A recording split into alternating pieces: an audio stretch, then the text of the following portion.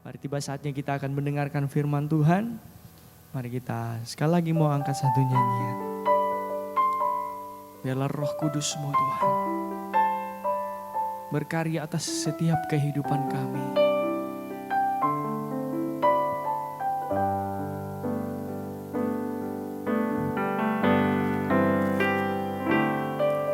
Berkaryalah Roh Kudus di sini. Berkaryalah dengan kuasa-Mu. Jamahlah kami, jamahlah setiap hati. Ubahlah kami jadi baru. Berkaryalah Roh Kudus. Berkaryalah Roh Kudus di sini. Amin. Berkaryalah dengan kuasa-Mu. Jamahlah kami, jamahlah setiap hati. Ubahlah kami jadi baru. Ubahlah kami Bapa, bentuklah kami Bapa, jadikan kami sesuai dengan firman-Mu. Ubahlah kami Bapa, bentuklah kami Bapa, jadikan kami sama seperti Yesus. Berkaryalah Roh Kudus, berkarya atas setiap hidup kami. Berkaryalah Roh Kudus di sini. Amin. Berkaryalah dengan kuasa-Mu Tuhan. Kuasa, mari Engkau jamah setiap kami. Jamahlah kami, jamahlah setiap hati. Amin. Ubah kami Tuhan. Haleluya. Oh, ubahlah kami. Ubahlah kami Bapa, bentuklah kami Bapa, jadikan kami sesuai dengan firman-Mu. Ubahlah kami Bapa, bentuklah kami Bapa, jadikan kami sama seperti Yesus. Ubahlah kami Bapa, ubahlah kami Bapa, bentuk setiap kami Bapa. Amin. Jadikan kami sesuai dengan firman-Mu. Ubahlah kami Bapa, bentuklah kami Bapa, jadikan kami sama seperti Yesus. Jadikan kami sama seperti Yesus.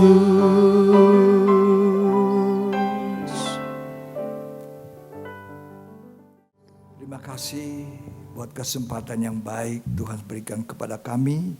Biarlah setiap kata firman Allah mengubah kehidupan kami dari hari ke hari, dibaharui sampai nanti satu hari kelak kami serupa gambar halik itu. Kami percaya jika kami dikuduskan, maka kami akan menjadi seperti Engkau pada harinya. Di dalam nama Yesus kami mohon kiranya Roh Kudus menuntun kami, menolong kami, supaya kami dapat mengerti dan menangkap isi hati Tuhan. Terima kasih Bapa, kami mengucap syukur di dalam nama Yesus Kristus. Amin. Puji Tuhan, silakan duduk kembali. Tuhan Yesus memberkati kita sekalian. Salam.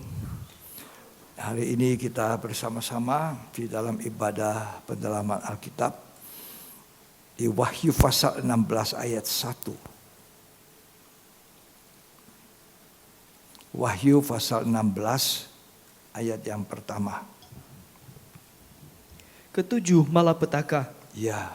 Dan aku mendengar suara yang nyaring dari dalam bait suci berkata kepada ketujuh malaikat itu, Ya. pergilah, dan tumpahkanlah ketujuh cawan murka Allah itu ke Ya. atas bumi. Sekian. Jadi ini adalah 7 malapetaka, yaitu 7 cawang yang ditumpahkan ke muka bumi sebagai tanda murka daripada Allah. Pertanyaannya, apakah Allah itu suka murka? Ya. Apakah Allah yang kita sembah di dalam Kristus adalah Allah yang selalu suka menghukum? Ya. Allah itu bukan Allah yang suka menghukum. Allah bukan suka murka. Tapi kalau dia toh murka, dia juga menghukum. Itu karena Allah itu sebetulnya sudah memberikan waktu kepada manusia untuk berubah, untuk bertobat, untuk menjadi baik. Tapi manusia tidak mau. Sehingga dia murka. Ya. Dalam Wahyu 6 sampai Wahyu 16, ya, itu menuliskan tentang 3 kali 7 penghukuman. Wahyu 6 sampai dengan Wahyu 16 itu berbicara tentang 3 kali 7 penghukuman, penghukuman meteri, penghukuman sangkakala, dan penghukuman 7 cawan. 3 kali 7. Angka 7 itu sempurna. Kalau Tuhan itu kasihnya sempurna, maka kalau dia murka menghukum juga sempurna hukumannya. Supaya kita manusia tahu untuk menjadi takut kepada Tuhan. Hidup takut pada Tuhan itu sangat menguntungkan. Itu hidup takut akan Tuhan memberkati hidup kita. Ya, sehingga kita boleh aman dan juga terpelihara, ya. Jadi kalau saudara baca Wahyu 6 sampai Wahyu 16, itu hukuman meteri, hukuman sangkakala, hukuman 7 cawan bokor murka Allah. Andai kata ini manusia tidak mendukacitakan rohnya, ya ini 3. Kalau manusia tidak mendukacitakan Roh Kudus, rohnya Allah, maka Allah tidak menjatuhkan hukuman. Andai kata Allah tidak didukacitakan dengan manusia menolak firman, Allah tidak menghukum. Kalau Allah ditolak kasihnya, Allah akan menghukum. Kan kasih Allah disediakan untuk kebaikan, keselamatan kita. Roh Kudus diberikan kepada kita untuk menjadi penolong kita. Ya, di dalam dunia ini. Kita tidak tahu berdoa, Roh Kudus menolong. Kita tidak tahu firman Tuhan, Roh Kudus menolong. Roh Kudus itu Parakletos, penolong kita.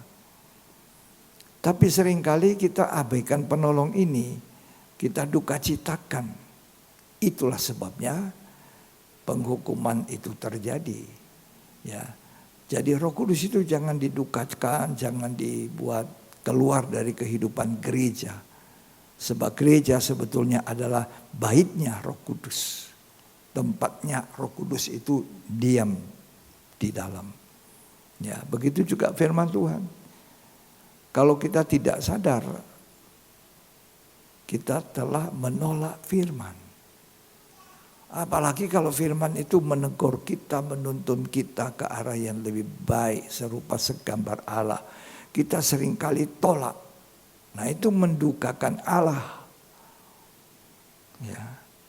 Jadi 3 kali 7 penghukuman ini dijatuhkan karena manusia menolak, mendukakan, mematikan Roh Kudus di dalam hidupnya. Tidak mau ditegur dan menerima nasihat firman, dan juga kasih Allah itu ditolak oleh manusia. Kalau ini yang dilakukan, maka pasti Allah itu menghukum. Kejadian pasal 6 ayat 3. Berfirmanlah Tuhan, Rohku tidak akan selama-lamanya tinggal di dalam manusia. Ya. Karena manusia itu adalah daging. Rohku tidak selamanya tinggal dalam manusia. Karena manusia itu daging. Daging. Ya. Waktu Adam dan Hawa diciptakan, Allah menghembuskan nafas ke dalam hidung manusia. Maka manusia menjadi makhluk yang hidup. Nafasnya Allah, rohnya Allah. Tapi kemudian karena manusia mendukakan Allah dengan tidak taat, maka Allah keluar dari manusia. Ketika manusia bertambah banyak, manusia menjadi begitu jahat. Ayat 1 dan ayat 2, tolong dibaca. Kejadian 6 ayat 1 dan 2. Ketika manusia itu mulai bertambah banyak jumlahnya di muka ketika bumi, bertambah banyak di muka bumi, ya, dan bagi mereka lahir anak-anak perempuan, ya, maka anak-anak Allah melihat ya, bahwa anak-anak perempuan manusia itu cantik-cantik. ya, Lalu mereka mengambil istri dari antara perempuan-perempuan itu, ya. siapa saja yang disukai mereka. Terutama dalam pernikahan. Dan akhir zaman ini yang rusak.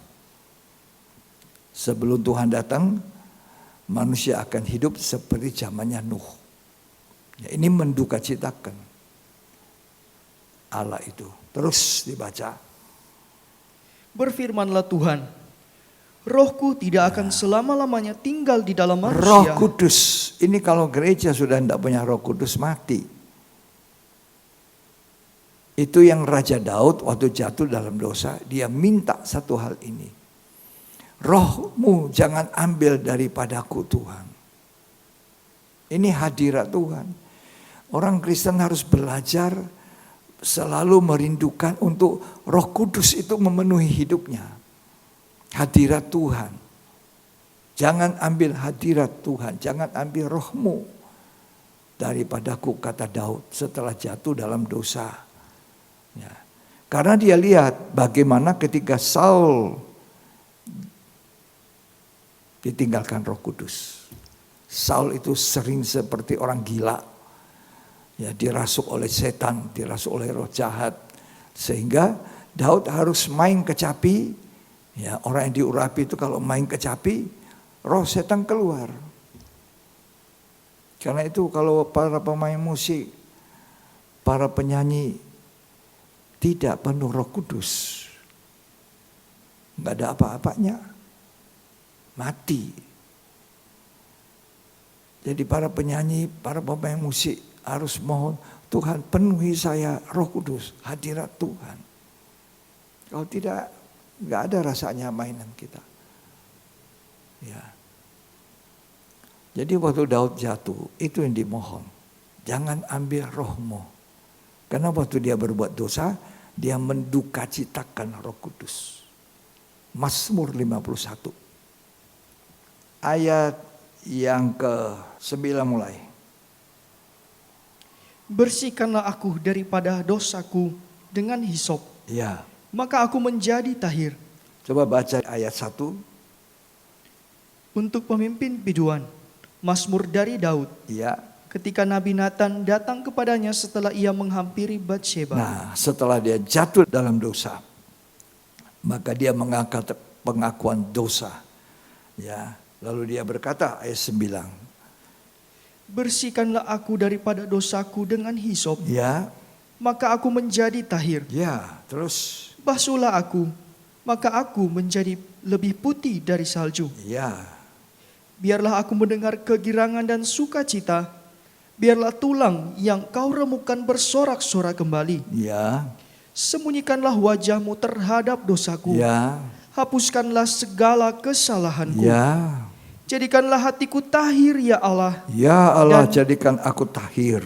Terus. Dan perbaharuilah batinku dengan roh yang teguh. Baharui batinku. Baharui.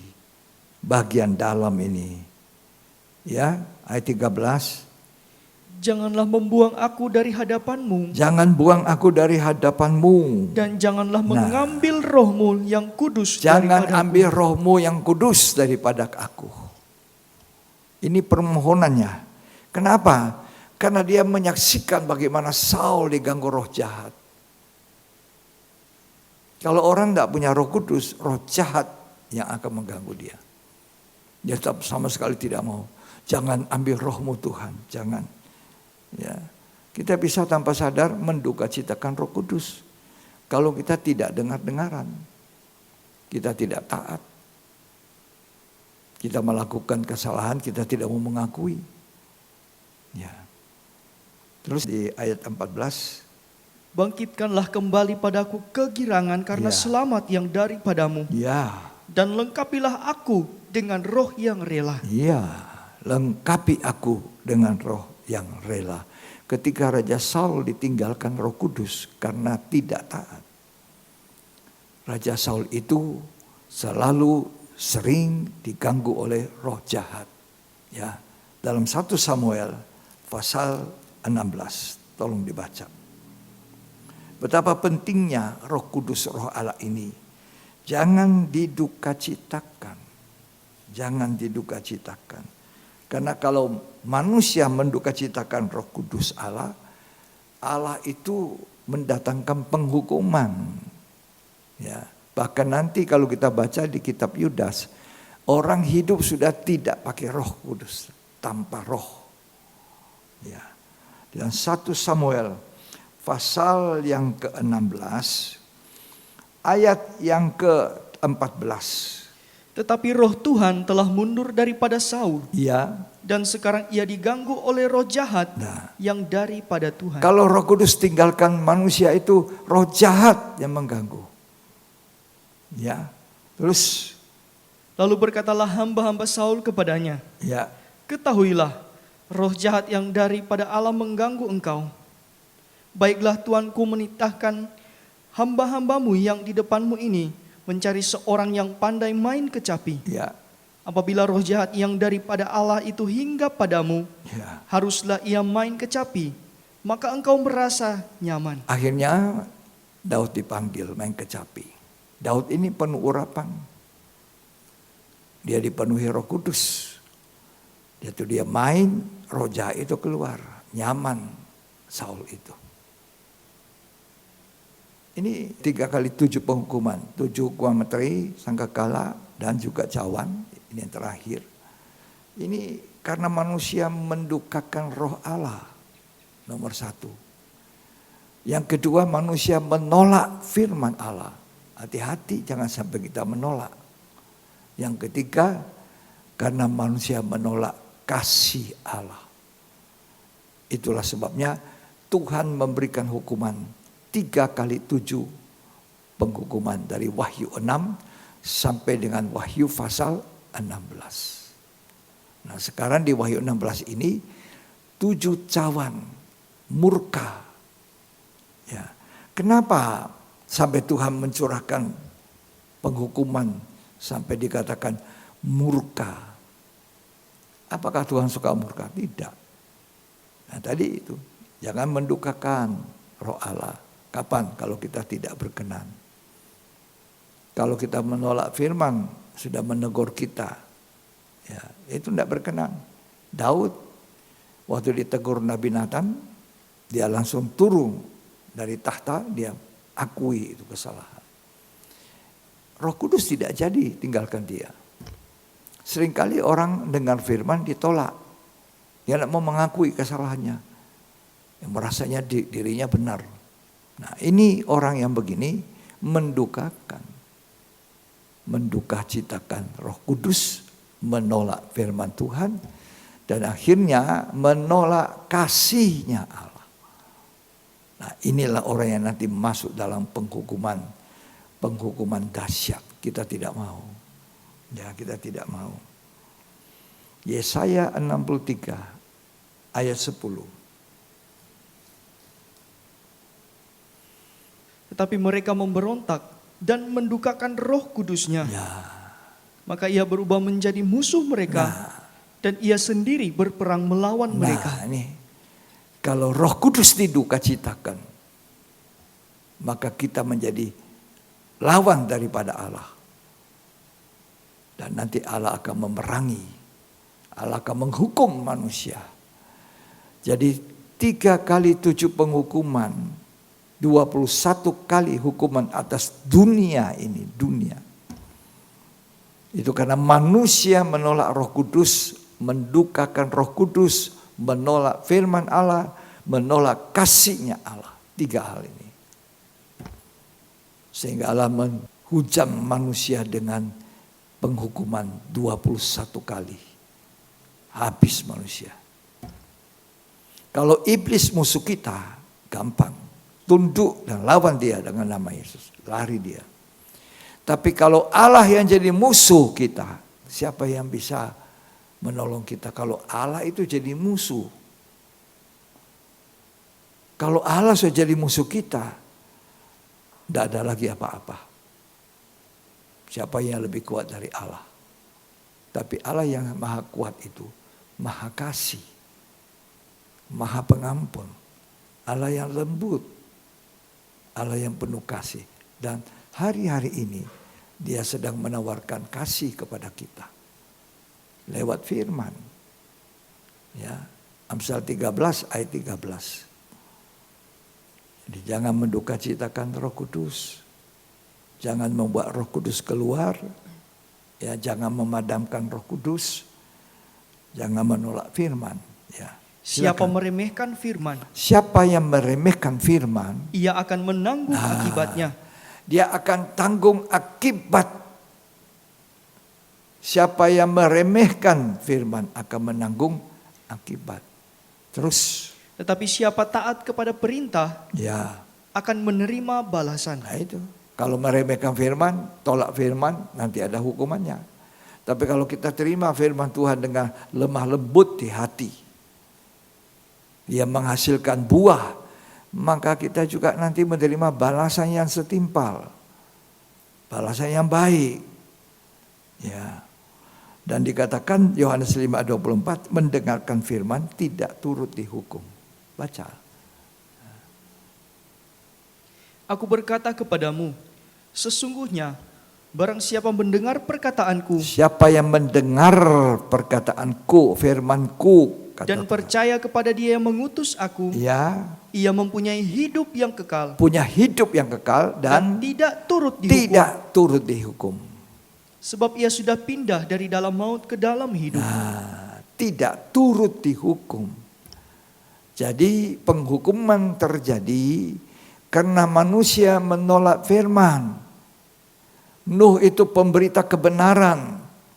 Selama dia persiapkan bahtera itu dia berkhotbah. Manusia akan dihukum kalau tidak bertobat. Manusia akan dihukum dengan hujan. Tapi manusia zaman itu tidak ada satupun bertobat.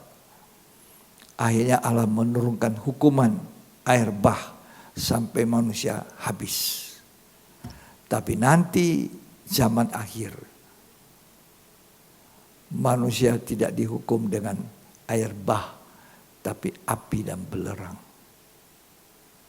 Habis manusia. Hari ini kalau kita dengar firman, kita terima Tuhan, saya mau bertobat. Saya mau lahir baru. Saya tidak mau tolak firman Tuhan. Dengar baik-baik. Ya. Yohanes 12 ayat 47-48. Dan jikalau seorang mendengar perkataanku, Ya, tetapi tidak melakukannya, ya, aku tidak menjadi hakimnya. ya. Sebab aku datang bukan untuk menghakimi dunia, Nah, sebenarnya Tuhan datang itu apa? Menawarkan kasih-Nya. Supaya kita selamat. Tapi apa yang dibuat manusia? melainkan untuk menyelamatkannya. Ya.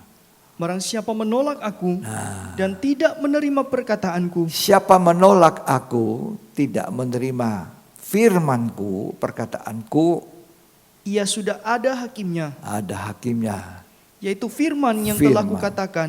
Ya, Itulah yang akan menjadi hakimnya pada akhir akhir zaman. zaman. Jadi ini firman Roh Kudus dan kasih Tuhan. Ini penyebab dari turunnya 21 hukuman yang jatuh kepada manusia. Hari-hari ini kita diperdengarkan firman.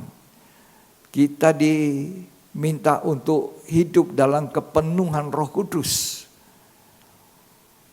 Kita jangan menolak kasih daripada Allah. Kasih Allah itu bukan selalu enak. Kasih itu menghajar kadang-kadang. Barang siapa ku kasihi, ya ku hajar. Wahyu pasal 3 ayat 19. Barang siapa ku kasihi, Barang siapa ku kasihi, ia ku tegur dan ku hajar. ku tegur, ku hajar. Sebab itu relakanlah hatimu dan bertobatlah. Ini yang kadang-kadang disalahpahami. Ditegur, dihajar. Mestinya apa? Rela hatinya.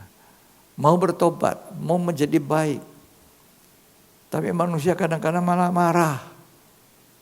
Kok ditegur terus, dihajar terus. Kita sudah di penghujung zaman akhir. Sisa waktu sedikit. Mari kita manfaatkan dengan baik. Untuk apa? Mempersiapkan diri. Kemudian menjadi pengajar-pengajar. Melaksanakan amanah agung Tuhan Yesus. Beritakan Injil. Jadikan segala bangsa muridku. Sebab setiap telinga harus mendengar satu kali saja. Satu kali pun. Itu keadilan Tuhan. Sehingga manusia tidak bisa mempersalahkan Tuhan. Oh, saya belum dengar itu. Belum dengar. Setiap telinga harus mendengar. Baru tiba kesudahannya. Mari kita pakai waktu-waktu ini. Selain mencari nafkah, selain bekerja 10 tahun ini. Sampai dengan tahun 2033. Itu selalu ada di hati saya. Permohonan Tuhan. Tolong saya beri waktu 10 tahun. Untuk bisa melayani, memberitakan firman. Beri waktu 10 tahun. Masih kuat. Ya, 10 tahun. Mari kita laksanakan. Jangan cuma cari nafkah, cari dunia, sekolah, ilmu. Ya. Terutama jangan berhutang kalau tidak perlu. Ya, akan datang masa sukar di akhir zaman. Kalau boleh sedapat-dapatnya jangan berhutang. Ya, jangan berhutang, menyusahkan. Suatu kemunduran, nanti kadang rohani mengundur. Hutang, apa adanya saja. Jangan mau bangun, bikin bagus rumah, atau mau bikin sesuatu di rumah, dapur kah, ruangan tamu kah, tempat tidur kah. Terus kita hutang. Hutangnya kemana? Ke bank. Lalu kita memberikan sertifikat rumah kita atau surat-surat kita ke bank. Lalu kita nanti dalam keadaan sulit mencari nafkah hari-hari ini. Lalu kita mau bayar bagaimana? Akhirnya kita susah, gelisah, tidak bisa sembahyang, tidak bisa lagi ibadah dengan baik. Tidak bisa bersaksi, terkunci mulut kita. Tidak bisa melayani. Dia mau kejar terus supaya bisa bayar cicilannya, utangnya itu. Ya, jangan utang. Kalau mobilnya masih baik, pakai. Sepeda motornya masih baik, dipakai. Ya, servis dibikin baik, satu jaminan sudah bagus. Nah, kalau kita hutang, terus kita punya income juga minim, gimana kita bayar? Kita tidak bisa hidup sejahtera, tidak bisa hidup damai, mana bisa ibadah.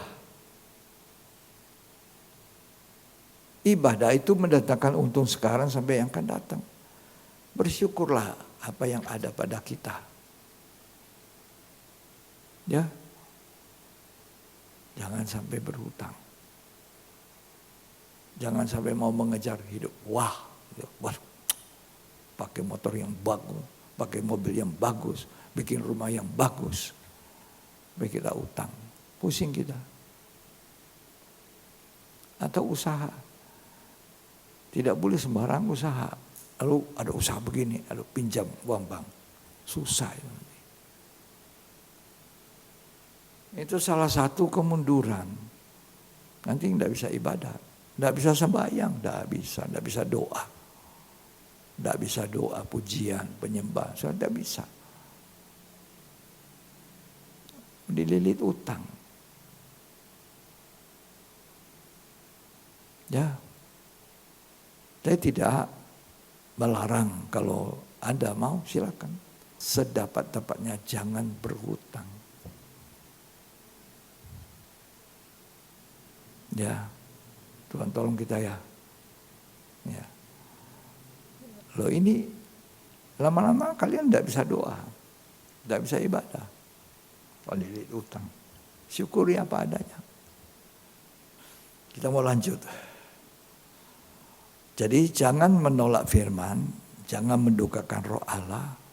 Ini yang memancing hukuman itu.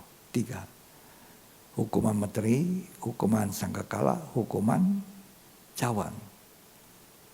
Hukuman karena mendukacitakan Roh Kudus. Karena menolak itu firman Tuhan. Karena menolak kasih. Jadilah 3 kali 7 penghukuman. Teramat besar hukumannya adalah menolak kasihnya Tuhan. Ya. Yohanes 3 ayat 16. Karena begitu besar kasih Allah akan dunia ini. Karena begitu besar, itu artinya tidak bisa diukur kasih Tuhan. Memenuhi dunia. Terus? Sehingga ia telah mengaruniakan anaknya yang tunggal. Ya. Supaya setiap orang yang percaya kepadanya tidak binasa. Tidak binasa. Melainkan beroleh hidup yang kekal. Ini yang Tuhan sediakan bagi dunia. Tapi ditolak kasih Allah ini. Tidak menerima Tuhan. Ya, tidak mau menerima Kristus. Padahal andai kata kita terima Kristus itu, kita bebas dari kutuk penghukuman. Ya, jadi jangan ditolak kasih Allah.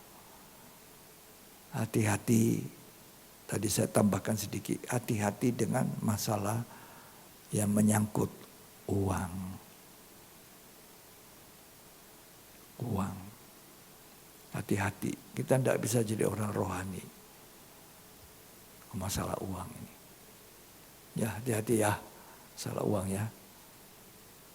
Kadang-kadang hati kita ini ingin, tapi ya cukup tidak saya punya uang. Kalau tidak cukup, stop.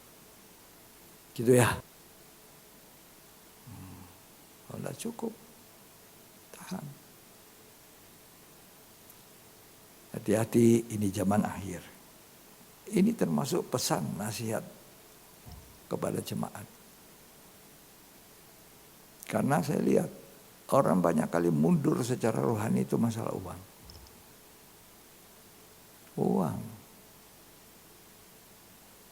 Jadi kalau bisa hidup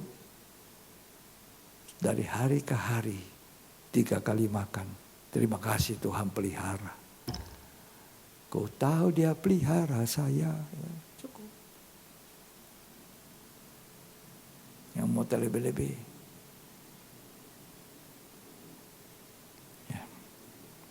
Saya lanjut ya. Galatia 3 ayat 13. Kristus telah menebus kita dari kutuk hukum Taurat. Nah, terus. Dengan jalan menjadi kutuk karena kita. Ya. Sebab ada tertulis, terkutuklah orang yang digantung pada kayu salib. Ya. Jadi nanti hukuman 21 kali itu merupakan kutuk atas dunia.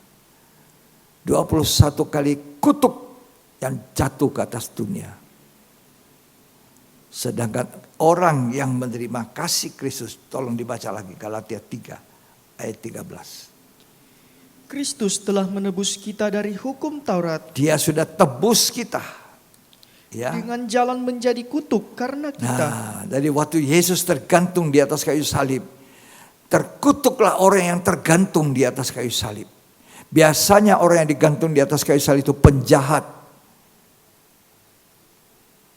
Seperti orang yang digantung di sebelah kiri kanannya Tuhan. Dan orang yang ditaruh di tengah biasanya itu penjahat yang paling jahat.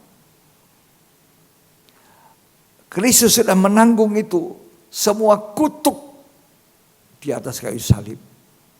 Supaya kita tidak lagi terkutuk. Dan tidak lagi nanti mengalami kutuk yang akan dijatuhkan ke bumi sebanyak 21 kali. Dalam bentuk hukuman meterai, hukuman sangkakala, hukuman cawan murka Allah. Kalau hari-hari ini kita hargai korban Yesus di kayu salib. Hargai, tinggikan korban. Kalau kita sudah mau melakukan sesuatu yang salah, ingat korban Yesus. Kembali kepada korban Tuhan, kembali kepada kasihnya Tuhan. Ya. Dikatakan Kristus sudah menanggung kutuk itu. Ya. Telah menebus kita. Terkutuk orang yang digantung. Ya. Jadi kita ini sudah bebas dari kutukan itu sebetulnya. Sampai ke 21 kali hukuman. Itu merupakan kutuk atas dunia. 21 kali hukuman. Dan itu betul terjadi. Seperti pada zamannya bangsa Israel waktu di Mesir. Yang Firaun ada kutuk hukuman yang jatuh. Tetapi bangsa Israel ya tidak mengalami itu ketika ambang pintu rumahnya ada kiri dan kanan, ambang atas itu dilaburi dengan darah binatang. Darah domba Paskah. Maka rumah itu terhindar dari hukuman kematian anak sulung. Setiap pintu ambang kiri kanan atas itu ada tanda darah binatang, ya, maka mereka bebas dari hukuman, bebas dari kutuk itu. Demikian kita. Mari kita menghargai darah Yesus korban Tuhan. Untuk hidup rendah hati. Karena Tuhan mati di atas kayu salib itu tidak gampang. Dia telah merendahkan diri, taat sampai mati, kata Alkitab. Dia Allah yang jadi manusia, merendahkan diri serendah-rendahnya, disamakan dengan penjahat di kiri kanannya itu. Hanya supaya kita ini dibebaskan dari kutuk. Dia sudah tanggung semua kutuk itu. Supaya kita tidak masuk kepada 21 kali kutukan atas dunia nanti. Dalam bentuk 3 kali 7 penghukuman ini. Mari kita menghargai korban Tuhan, darahnya Yesus. Tinggikan itu tuh. Rendah hati. Karena Tuhan mati di kayu salib itu merendahkan diri. Taat sampai mati. Filipi pasal 2 ayat 5. Hendaklah kamu dalam hidupmu bersama Ya, menaruh pikiran dan perasaan pikiran, perasaan yang terdapat juga yang dalam terdapat Kristus dalam Yesus, Yesus Kristus, terus yang walaupun dalam rupa Allah rupa Allah dia. Allah itu 100% Allah. tidak menganggap kesetaraan dengan Allah itu Ya, tapi dalam wujud manusia, 100% manusia, dia menurunkan diri derajatnya. Aku seperti manusia begitu. Terus sebagai milik yang harus dipertahankan, ya, melainkan telah mengosongkan dirinya sendiri dan mengambil rupa seorang hamba ya, dan menjadi sama dengan sama manusia. dan manusia. Terus, Dan dalam keadaan sebagai manusia, ia telah merendahkan dirinya ya, dan taat sampai taat mati, sampai mati. bahkan sampai mati di kayu salib. Ini tawaran kasih Allah, jangan ditolak. Kalau orang menolak kasihnya Allah, maka penghukuman 7 cawan murka Allah itu diturunkan. Tuhan menawarkan hari-hari ini kasihnya, rendah hati kita. Mau Tuhan, aku mau ditegur, aku mau diberitahu apa yang harus saya rubah dalam hidup saya mau.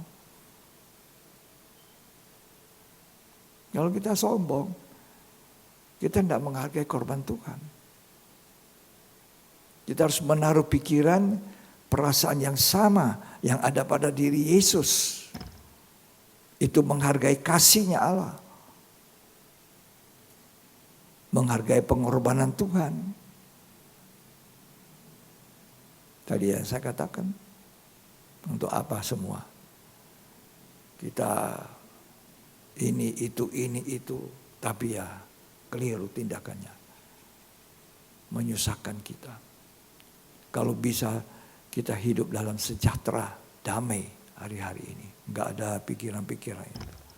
Tenang, bisa sembahyang, bisa doa. Sembahyang itu menyembah. Tenang toh. Enggak lakukan salah. Enggak lakukan itu. Kan tenang. Kalau kita berbuat salah, tidak tenang kita.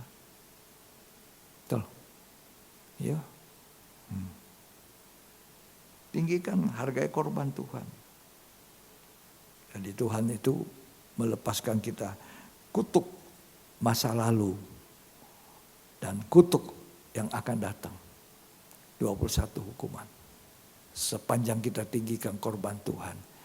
Karena kita berbuat dosa sebelum mengenal Tuhan, kita harus menanggung kutuk. Tetapi kalau kita menghargai korban Tuhan Yesus, kasihnya Allah kita tidak tolak. Maka Tuhan membebaskan kita dari 7 hukuman cawan ini. Sebagai hukuman terakhir dan manusia selesai. Coba kita renungkan dengan baik-baik. Apakah kita ini selalu mendukakan Roh Kudus? Tuhan suruh taat melakukan ini. Tuhan suruh kita ini. Ayo sembahyang, ayo doa, menyembah. Nanti dulu. Itu mendukakan Roh Allah. Ayo baca Alkitab. Ayo baca. Anda mau. Mendukakan. Ya. Jangan sampai menolak.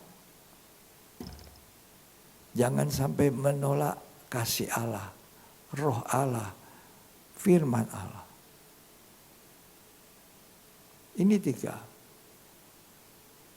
Roh, Kudus, firman, kasih Allah. Kalau ini ada pada kita, kita hargai, kita terima dengan baik. Kita tidak akan melihat kutuk yang dijatuhkan ke atas dunia 21. Jangan kita pikir ini dongeng. Tidak, bukan dongeng. Alkitab itu bukan cerita dongeng. Petrus bilang, aku tidak cerita dongeng. Aku cerita yang benar, kita semua baca.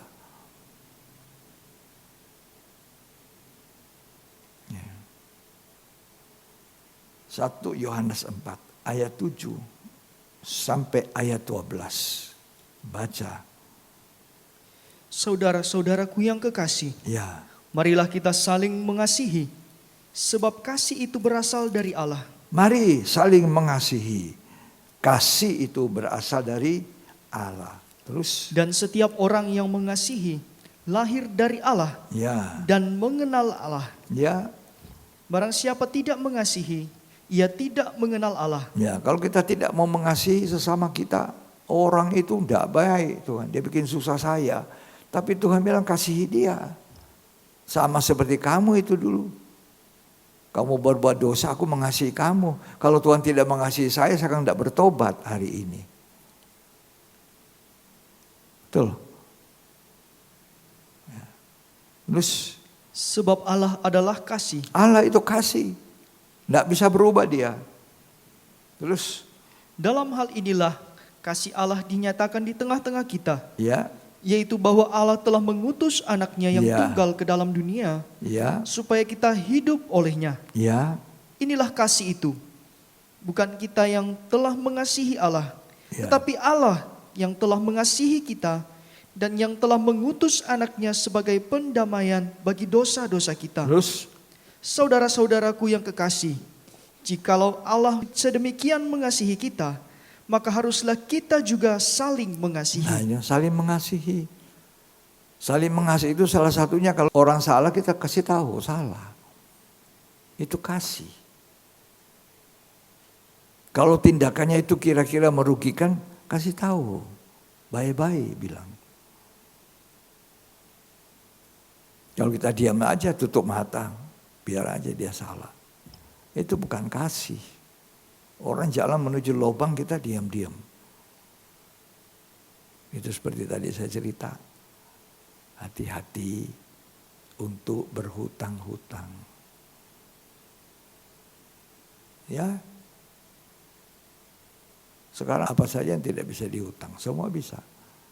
Online apa macam-macam itu bisa utang, baju, celana.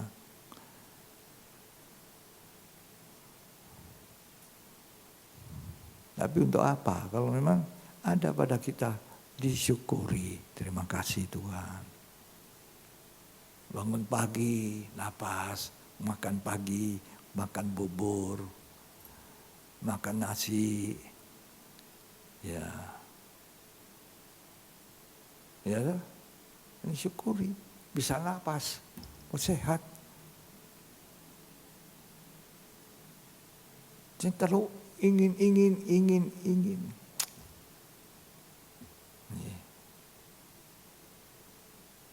Tuhan menolong kita.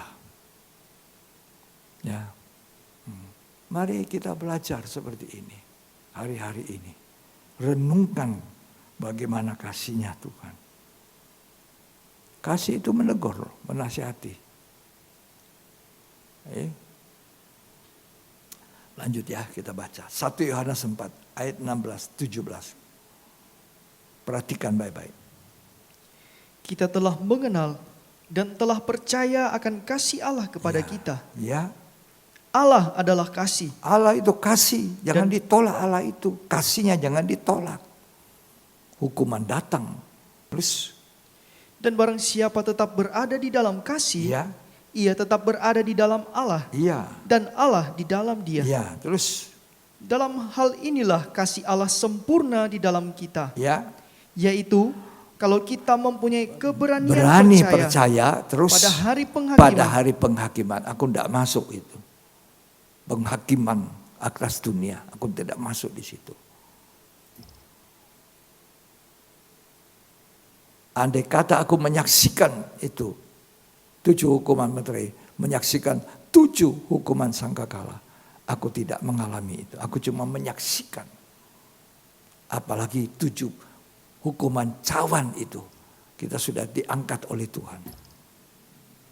Harus hidup yang benar dan kudus berkenan. Supaya kita mengalami pengangkatan Tuhan itu.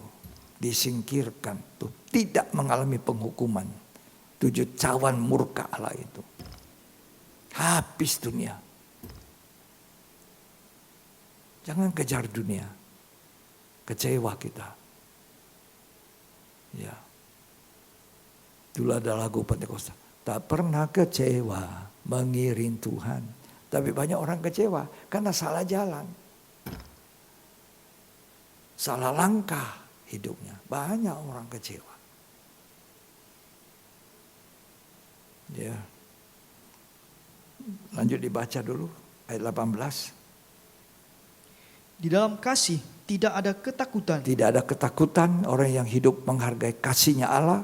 Terus Kasih yang sempurna kasih yang sempurna melenyapkan ketakutan. melenyapkan ketakutan.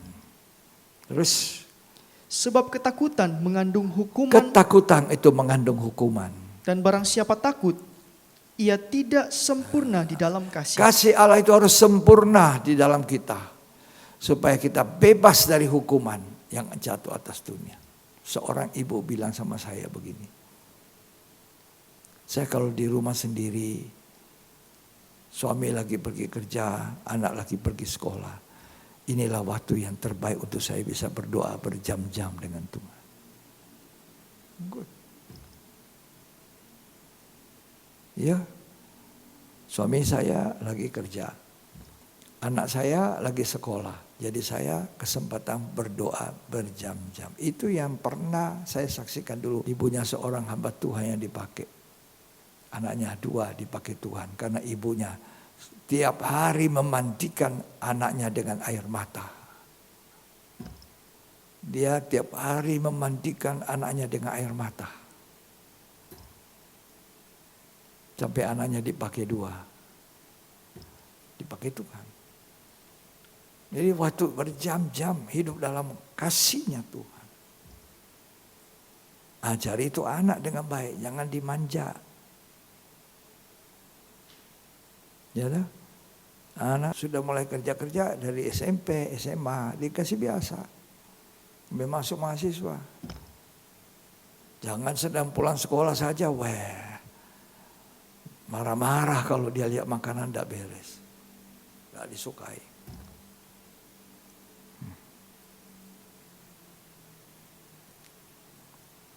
Ya, kasih di dalam ketakutan itu mengandung hukuman. Yudas 1 ayat 19. Perhatikan ya. Yudas 1 ayat 19. Mereka adalah pemecah belah yang dikuasai hanya oleh keinginan-keinginan dunia ini. Ya. Dan yang hidup tanpa Roh Kudus. Hidup tanpa Roh Kudus. Jangan hidup tanpa Roh Kudus, apalagi akhir zaman. Dan nanti Tuhan akan menghujani kita dengan Roh Kudus. Hujan akhir itu berlipat-lipat ganda turun Roh Kudus. Dan banyak jiwa-jiwa itu yang saya doakan Tuhan hari Selasa. Supaya Tuhan jangan tinggalkan saya.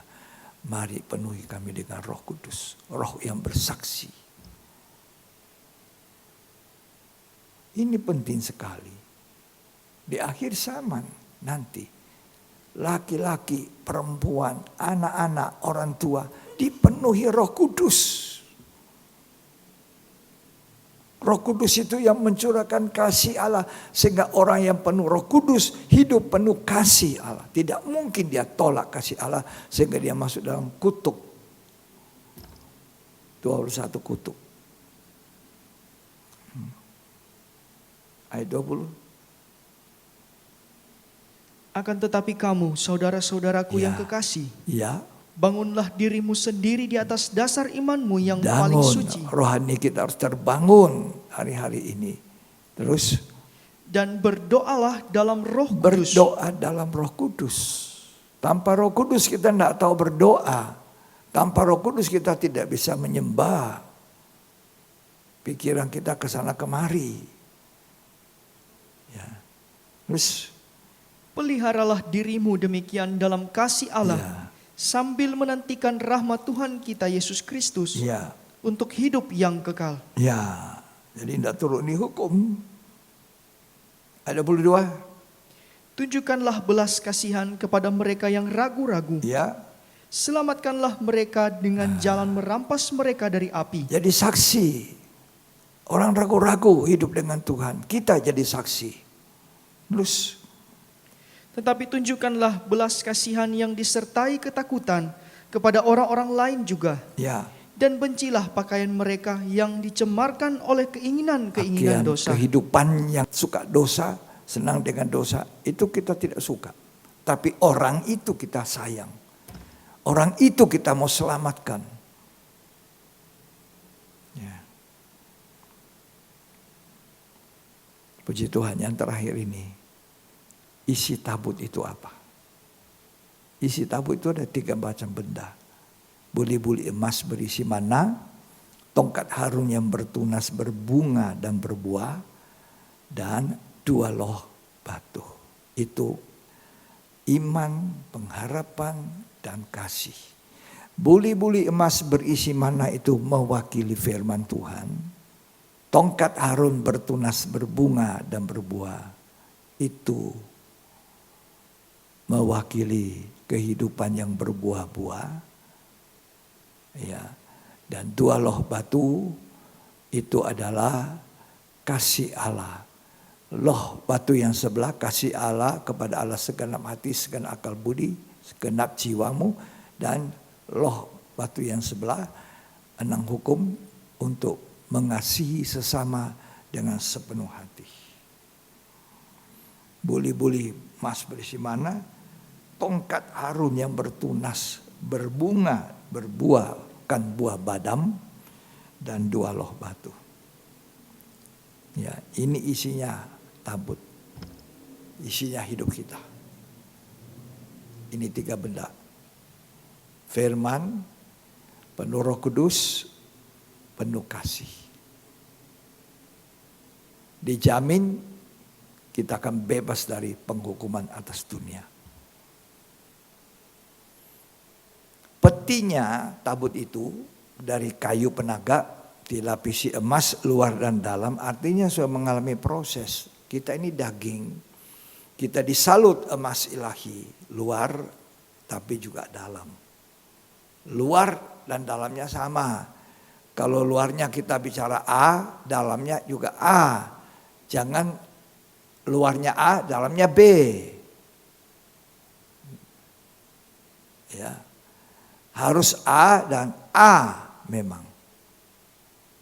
Jadi luar dan dalam sama, dilapisi emas ilahi, tidak kelihatan kayunya lagi, baru isinya 3 benda ini. Sempurna. Orang seperti ini aman. Enggak ada penghukuman. Dia sudah ada di ruang maha suci. Serupa segambar Allah. Tinggal ditutup. Kalau isinya sudah masuk 3 benda ini, tutupan. Itu 1 talenta emas, 2 kerubion dengan tutupannya. Tutup pendamaian Allah Bapa. Kerubian 1 Allah Roh Kudus.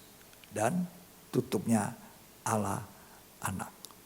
Karena dari atas tutup pendamaian, kata kitab Keluaran, Allah berfirman. Siapa dia? Yesus. Allah berfirman melalui Yesus. Jadi hidup kita ini harus diisi 3 benda. Jangan ditolak. Buli-buli berisi mana, itu firman, masuk. Bukan hanya tinggal di sini. Bukan hanya di catatan, tapi masuk di hati. Simpan di sini dan tidak akan dilupakan. Masukkan di sini, baru penuh Roh Kudus kita berbuah-buah. Hidup kita ada buahnya, 9 buah roh. Kasih, sukacita, damai sejahtera, dan selanjutnya sampai yang terakhir penguasaan diri. Nah kemudian kita hidup dalam kasih Allah itu. Kalau kasih Allah melingkupi kita, enggak ada hukuman. Jadi 21 kutuk atau hukuman yang ditimpakan kepada bumi ini nanti, kita terhindar. Kalau kita tidak menolak firman, tidak menolak kasih Allah, tidak mendukakan roh Allah. Malah itu yang diisikan dalam bejana tanah liat ini. Yang sudah diproses oleh Tuhan. Ya. Kalau kita nanti baca berikutnya, itu penghukuman cawan pertama itu apa, kedua apa, ketiga, saudara bisa baca. Lalu Tuhan bilang apa di sana? Aku datang seperti pencuri. Ya, nggak ada yang sangka. Ya, bacalah ya dulu ini. Wahyu pasal yang yang terakhir kita baca. Mari. Wahyu pasal yang ke-16 ayat 15. Lihatlah, aku datang seperti pencuri. Ya. Berbahagialah dia yang berjaga-jaga dan yang memperhatikan pakaiannya. Ya. Supaya ia jangan berjalan dengan telanjang. Jadi Tuhan datang itu seperti pencuri. Nggak ada yang tahu. Pencuri kan mau beroperasi masa kasih tahu sama kita, ditelepon dulu ke rumah. Kan tidak. Ya, begitu datanya Tuhan seperti pencuri. Ayat 17, perhatikan. Dan malaikat yang ketujuh menumpahkan cawannya ke angkasa. Ya. Dan dari dalam bait suci, kedengaranlah suara yang nyaring dari tahta itu, katanya, Ya. sudah terlaksana. Sudah genap. Hukuman Allah genap 3 kali 7. 21 hukuman.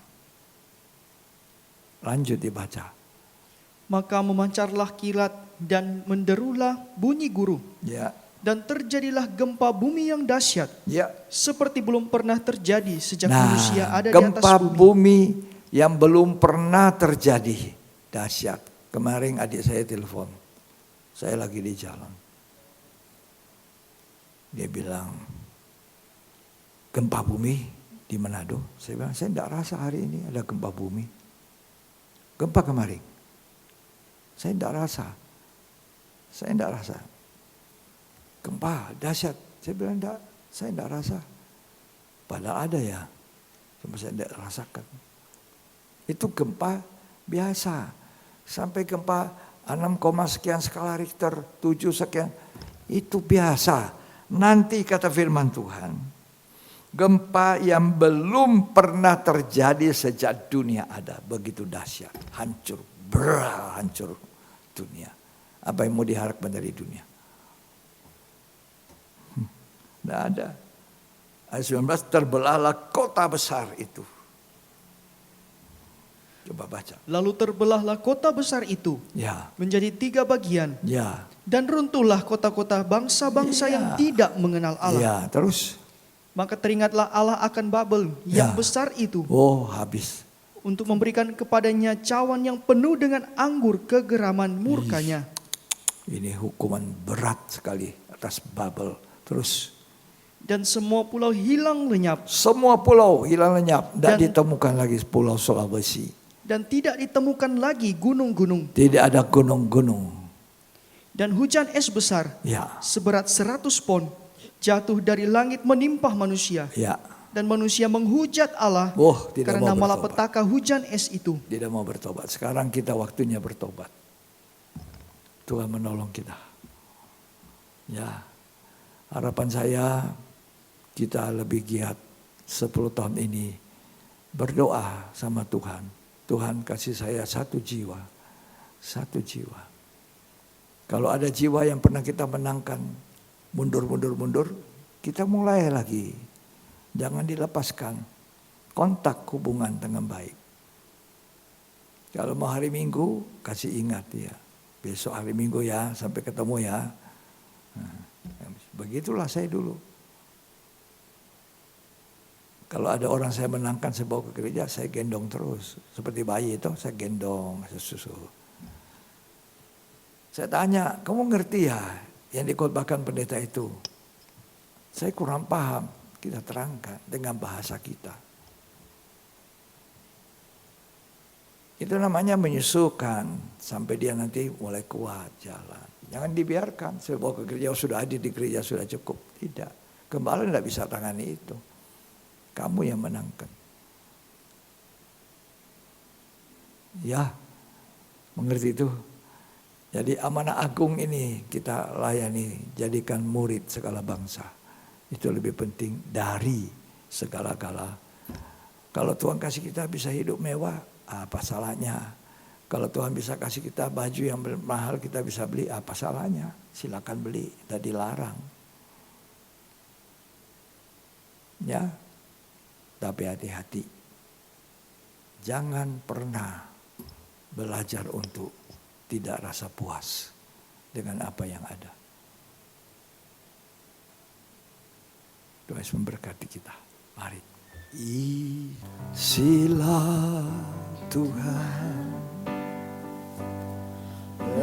rencana hidupku,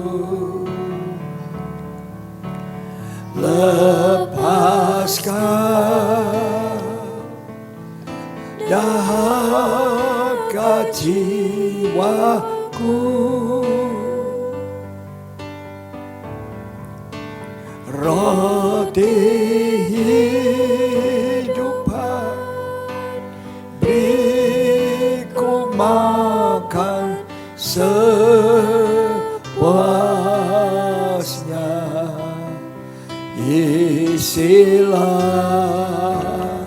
hingga selamat sempurna.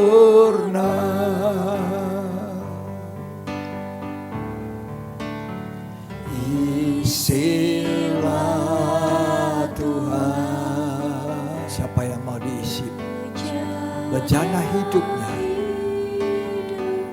lepaskan dahaga jiwaku Tuhan, lepaskan dahaga jiwaku, roti hidupan, beri ku makan sepuasnya, isilah hingga selamat sempurna. Isilah Tuhan, isilah Tuhan, bejana hidupku, hidupku, lepaskan dahaga jiwaku,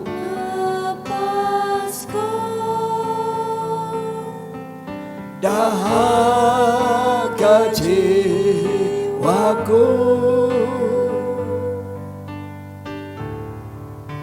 roti hidupan, beri ku makan sepuasnya, isilah hingga selamat sempurna. Saya baru-baru ini 1-2 hari ini memberi nasihat pada seorang muda. Hati-hati dengan cicil-cicil utang. Hitung-hitung income pendapatan hasilmu. Jangan nanti kamu jadi susah dan kehilangan rohanimu. Opa ini menasihati.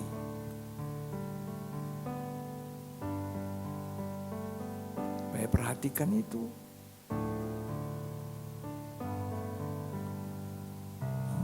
Mari kita isi hidup kita ini 3 benda ini.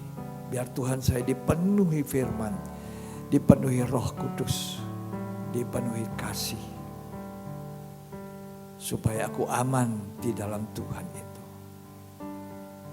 Jangan tolak Roh Kudus.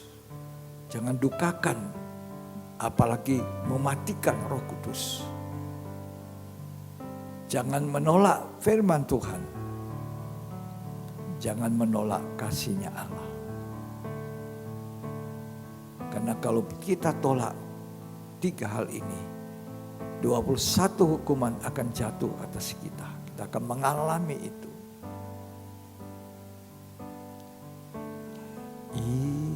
Isilah Tuhan. Mari kita angkat tangan kita. Bejana hidupku, haleluya. Lepaskan dahaga jiwaku, roti hidupan, beri ku makan sepuasnya,